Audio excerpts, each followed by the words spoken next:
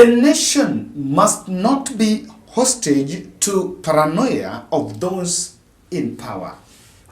Nation newspaper, through political commentator and former editor Macharia Gaidho, has lectured the William Ruto administration over the recent move to ask all those civil society organizations that are operating within this country, Kenya, to ensure that they align all their projects and programs to Kenya Kwanza bottom-up economic transformation agenda.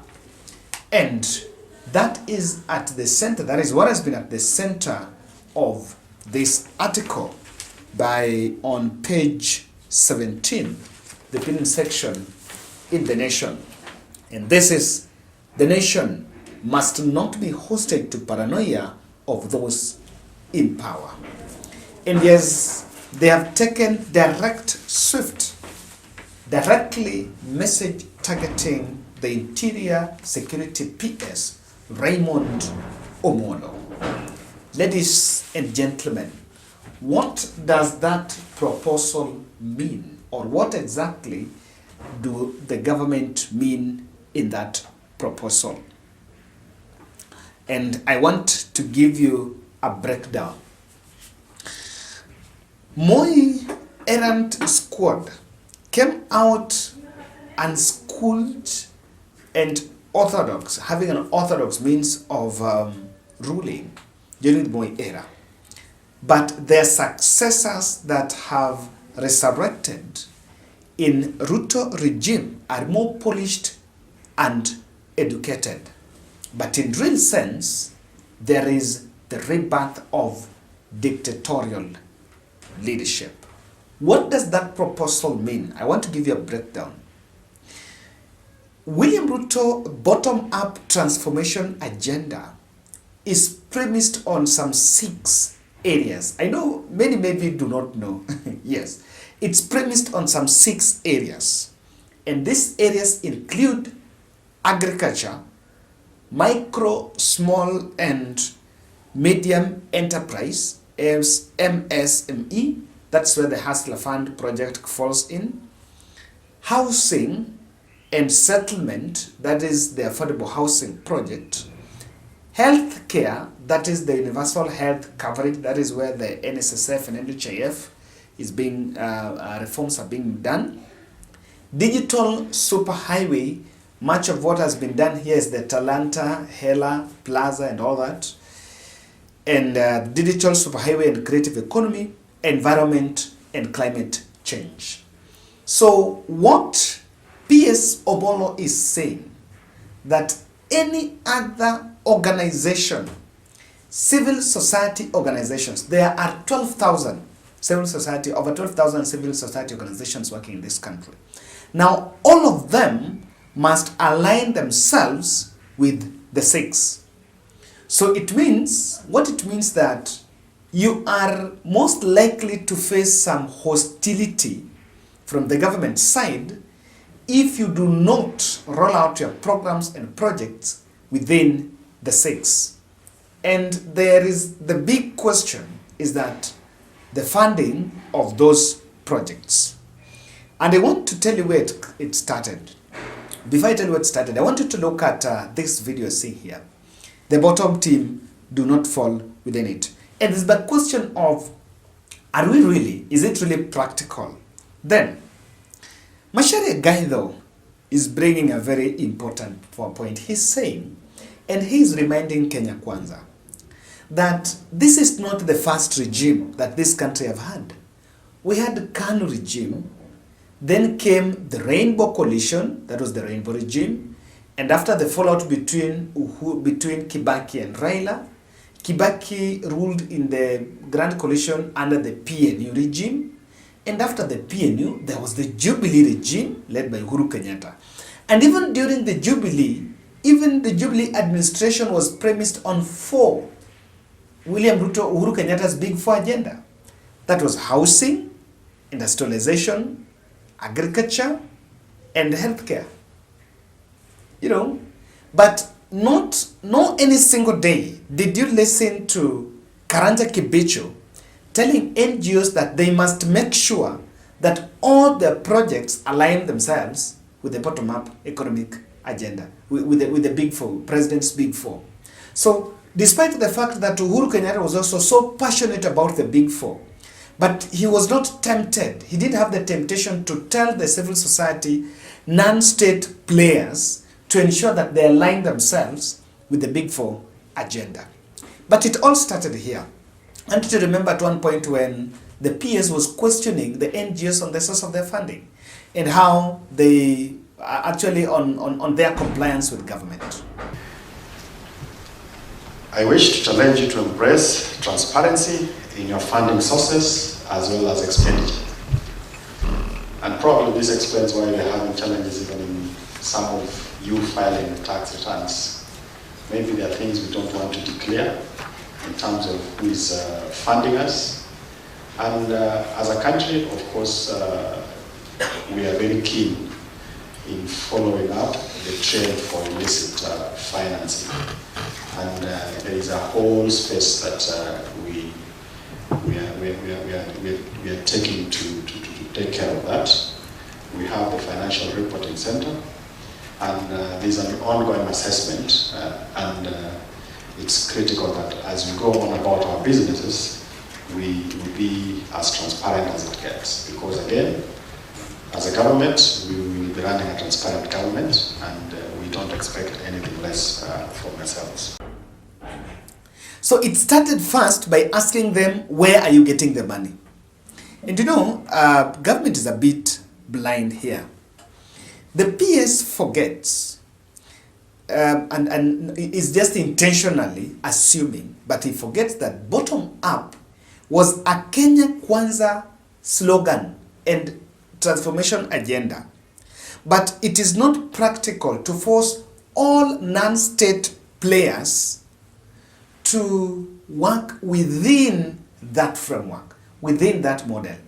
It is impractical. Even, let's just be realistic here.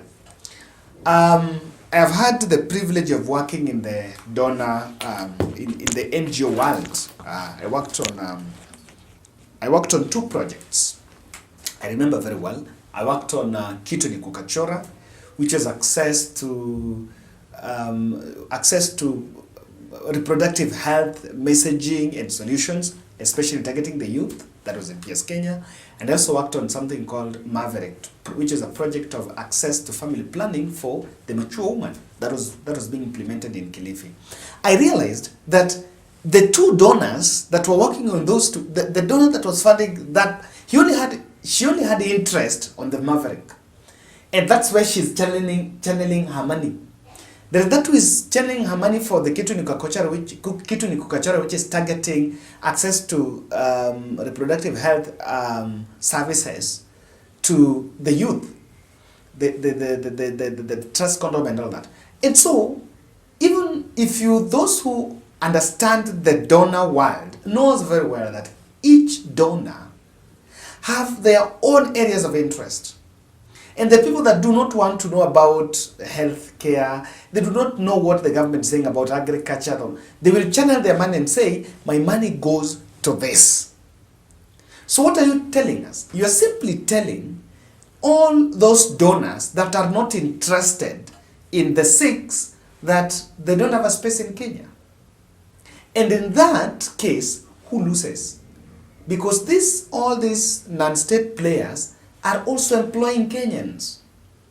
The NGOs, the CBOs, the welfare religious organizations, the welfare organizations, all this, they are also employing other Kenyans. And so it is a bit impractical, and that is what the Nation team is saying. Even elections, not all of us subscribe to the bottom-up. Personally, I've always believed that the bottom-up was just to whip the emotions and try to come close to the voter. But in reality, it was never something that even those who are fronting it believed in it. And so, it's true that government is traditionally conditioned to the bread and butter issues. Fertilizer, we are going to give you fertilizer to, you know, how to make life easy for the citizen. That's what.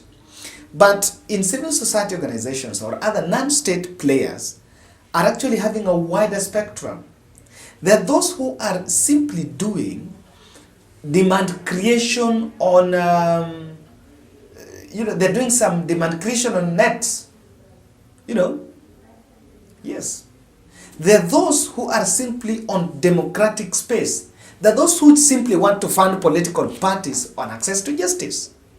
There are those who want just to fund public litigants to challenge government, to put government on check.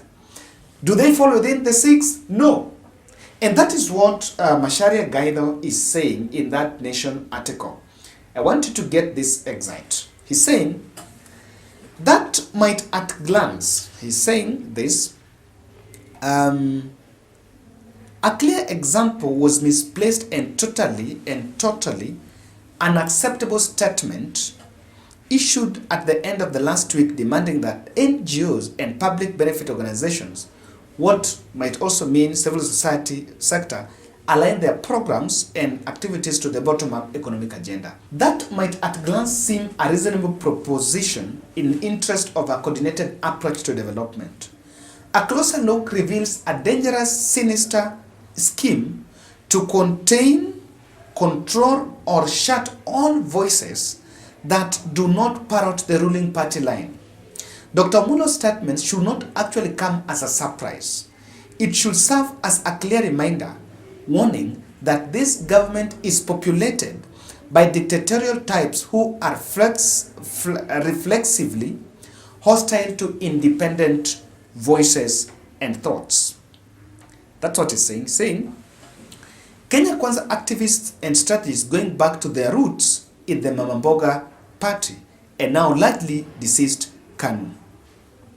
In their insecurities, regime and mouthpieces regard independent thinkers and voices as threats that must be made to toe the single party line, failing which they will be silenced or eliminated. And of course, that is the Mambo di Matatu. He's attributing that to Mambo di Matatu. Such a regime will obviously be nominated by characters who think that the best way to get ahead is by attracting attention of the president with the loudest, most outrageous prescriptions to contain dissenting or non-conformist voices. There's not any other explanation apart from it. And that is why I'm saying that you cannot condition the country to one line of thought. And just for a minute, even the Constitution envisioned freedom of thought. This is also part of the freedom enshrined in the Constitution. And it cannot be stifled by a state directive. Now, I want to look at it. And the Macharia Gaido is saying, if this dictatorship is allowed, and it has started with the NGOs, what will stop the government the next day from insisting that churches must also preach bottom-up, and also private businesses or other private entities, or by extension all Kenyans or even all the buses must have the UDA colors, And it's a clear line of making sure that people don't think outside the box. It has to be the bottom up. Ladies and gentlemen, I want to outline 3 objectives of this sinister motive by the Ruto administration. But before that, I still need to introduce and remind you about Topmark Movers. Topmark Movers is amazing uppricing company led by young people, ambitious, hardworking, very reliable, and they will help you in moving your household items from one place to the other. With it, and they offer services like even fumigation, your household, and even moving your office furnitures and everything. Even as you see the photos, you realize that they have a very professional team working with them. So what you need to do, you can contact them through their website. They have the new website, www.topmarkmovers.com, or you can directly place a call as 07 19 17 43 93. Top mark movers, quality is everything. And I'm normally so glad when I do adverts and I realize I get feedback that there are referrals and there are people that made inquiries. Let's build that. Let's build that. For those who believe on bottom up, now that is bottom up. Growing that company, then it employs other people. So I really want to ask you guys to support that company. The objective of that is clear. William Ruto and the Kenya Kwanza administration are just planning and getting ways of reviving the deceased booty up economic model ahead of next general elections. You know, non-state players are not so much interested in this. You know, there's some donors that they don't even want to hear that bottom up. You know, not all donors supported government, that's the truth. So they will ensure that in every single office in this country, be it government, NGO, or some religious organization, some church or somewhere, there is an aspect of bottom up so that they will give government visibility. It's just a campaign model being developed. Number two, they want to suppress organizations that are putting government on check. Civil society organizations have been leading the line, sponsoring cases indirectly in court to put government on check. There have been the cases that was challenging the finance bill. It was presented in court by Kia Montata, but the litigants are also from civil society organizations. There are more than 100,000 cases that have been taken to court challenging some government decisions that have now been sponsored by civil society organizations. And I think government wants to suppress that a bit, and that is why this is being brought up. Because then what that means, institutions that don't fall within the six are going to face some hostility. Then they want to choke the funding on these civil society organizations. When you realize that I cannot do what Kenya Kwanza, then they're not going to get that funding. But who loses on that? Who loses on it? The person that loses is Kenya. Because these organizations, the more there is less funding, then people are going to lose jobs. When people lose jobs, you get people to depression into some crime, get young people to crime. So I think we need to rethink this. I want to say, BBI was Uhuru Kenyatta's pet project. And BBI was brought down on a strong collusion between political players led by William Ruto himself and other civil society organizations. William Ruto was doing it on the rallies, and civil society organizations were on the courts. And it was a very well coordinated scheme to bring down BBI. Despite the fact that that happened, and William Ruto was a beneficiary of the fall of BBI because he got a campaign propaganda to run through. So, despite of that, you did not see Uhuru Kenyatta spreading or hitting these NGOs, despite the fact that he had the state intelligence and he knew very well that even those who are caught are just NGOs and civil society non-state players. So, the non-state players have their space, and I don't think the space is the political space. The government should do its side. Run with the bottom-up economic transformation agenda using the 6 pillars. But also allow those who want to do their thing to do what they want. So long as they're within the prefix. They're within the confines of the law. But on this one, it's a bit impractical. And what we'll see is a decrease in NGOs and funding. When there is less funding, Kenyans gonna stand to lose. This borders dictatorship, but a bit we are insensitive. That's my take.